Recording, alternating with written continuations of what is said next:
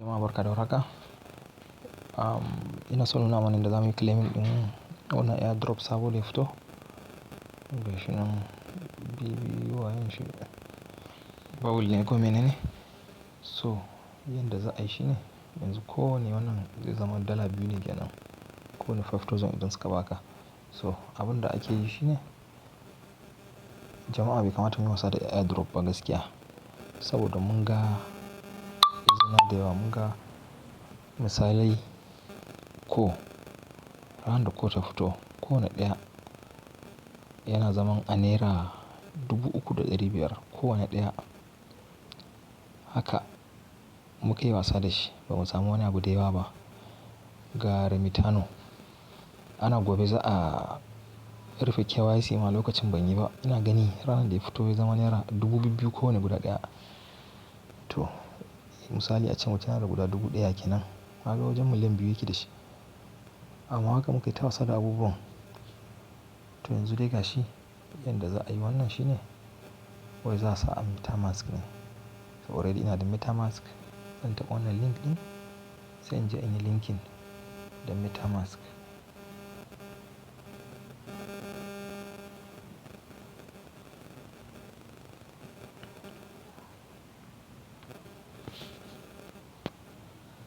Yanzu sai na yi downloading wato.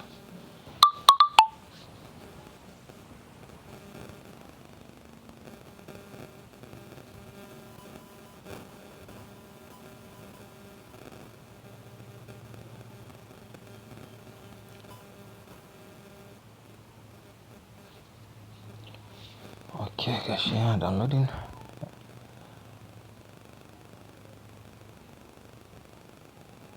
Ya gama bari mu buɗe mu ga.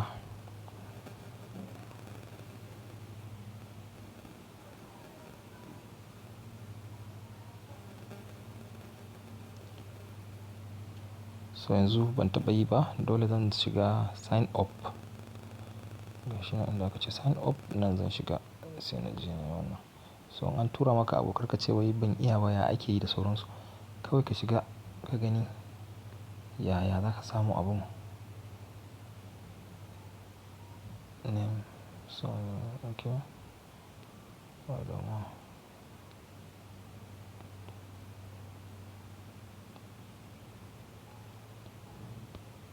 So bari in tsayar saboda in sa password ɗina da sauransu sai mu ci gaba.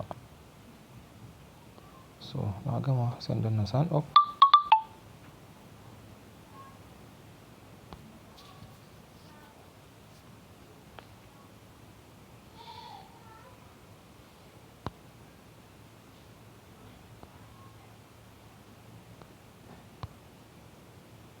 Okay.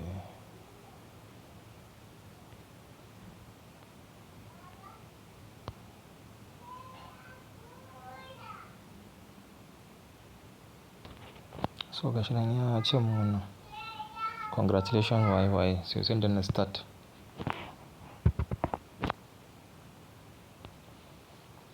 So sun su turo talla ne shine na tsayar da bidiyon. Gashi nan yanzu yana tafiya na riga da na karɓa.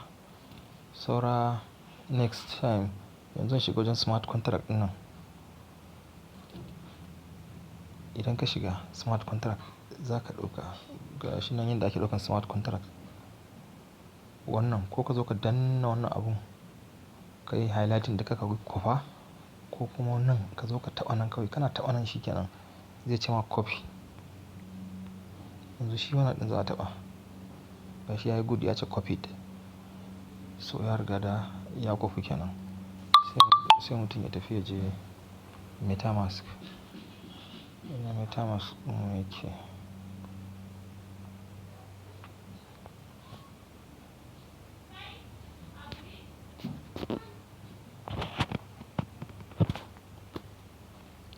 So duk lokacin da ka samu wani sabon token ko coin idan an yi sabo in ka ɗauko contract address duk inda za ka kai shi ko Trust Wallet ne ko ma wani exchanger ne za ka kai in ka tashi.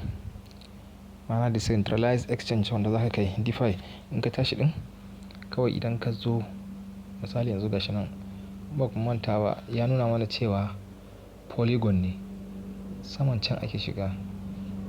Gashi nan nan mutum zai zo ya taɓa.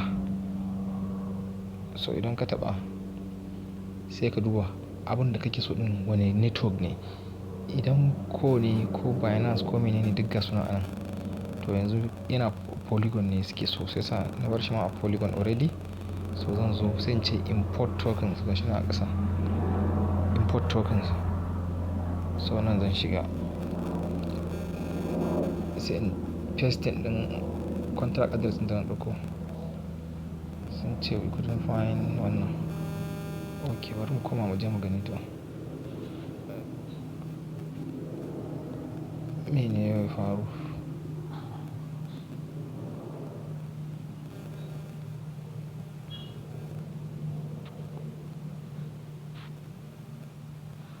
Active value.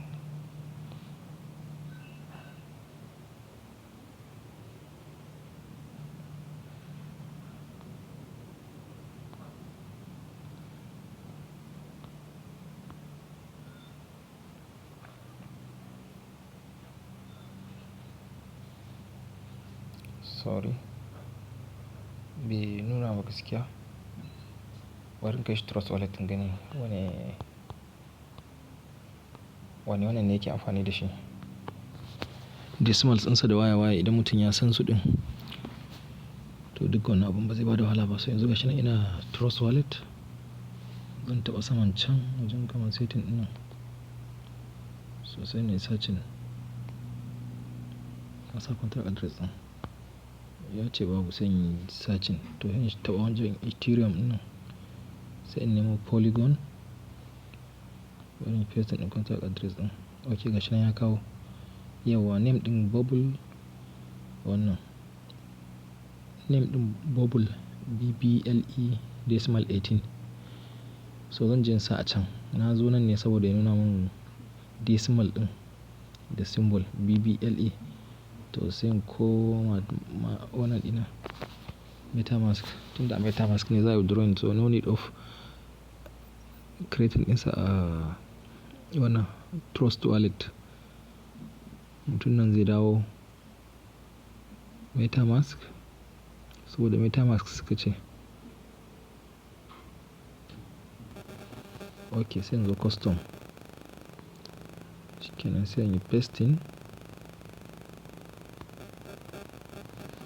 Token symbol suka ce BBL. Shikenan ya ɗauka automatic gashi nan. Sai in danna import.